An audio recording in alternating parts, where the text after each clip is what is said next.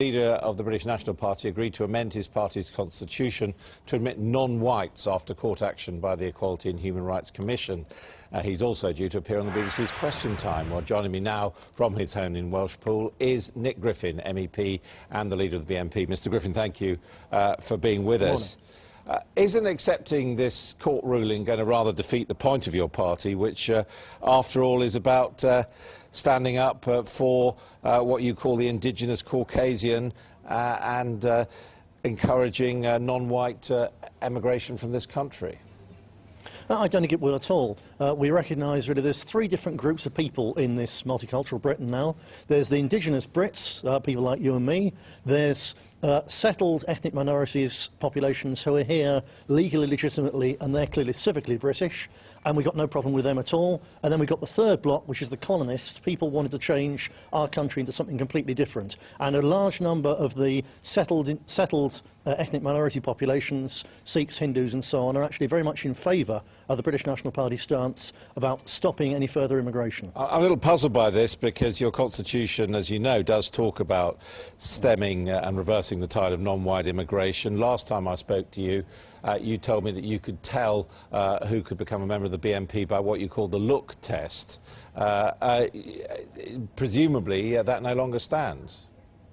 Well, the law of this country is being changed so that ethnically specific political parties will be outlawed. Now, my party obeys the law. We were going to change our constitution in any case. There was no reason for the Equality Commission to spend a lot of taxpayers' money forcing us to change the constitution. But as I understand it, you actually told your party that you would lose this and you couldn't afford to fight it. But in principle, I mean, are you now saying that you actually support this principle, or are you simply saying that you've lost because there are laws against racist parties? It's not a matter of racism, it's a matter of standing up for the indigenous, and there's a complete difference there. No one else in this country is here for the English, the Scots, the Irish, the Welsh. Well, it used to be indigenous Caucasian. Are you now saying it's not indigenous Caucasians that you stand up for? No, it's Caucasian is one phrase for it. Everyone knows who an indigenous Brit is. Everyone knows that someone, for instance, whose parents came from the West Indies and so on, who's perhaps been in the army fought for this country, they're entitled to be here. They're civically British. They're not ethnically British. But it's not a racist position. But hang on, wait a minute. You did used to talk about indigenous Caucasians as being the people you stood up for. You're now saying you include West Indians or Sikhs or people... No. No, of course, they're not indigenous. We're saying that they're civically British, which is, a matter of common sense. Also, that they're patently not of the ancestral stock of this country. And do you have a problem with them being here, or do you think they should be encouraged, as you said previously, to emigrate?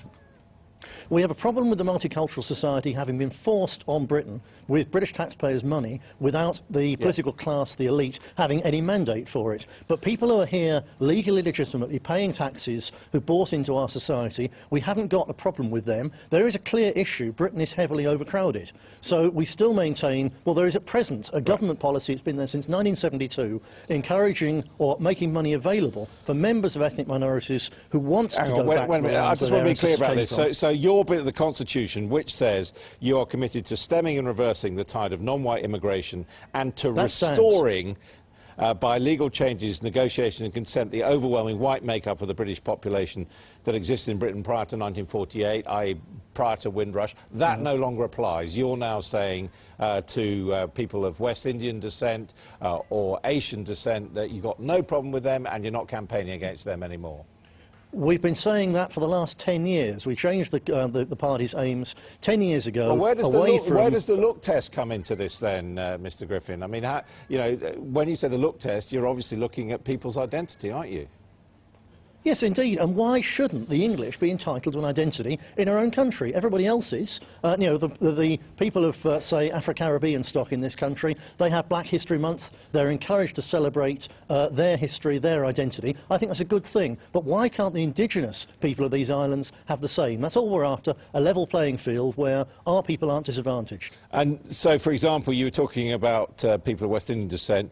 I mean, you criticised the Victoria Cross for Johnson Bow Harry. Are you taking that back now?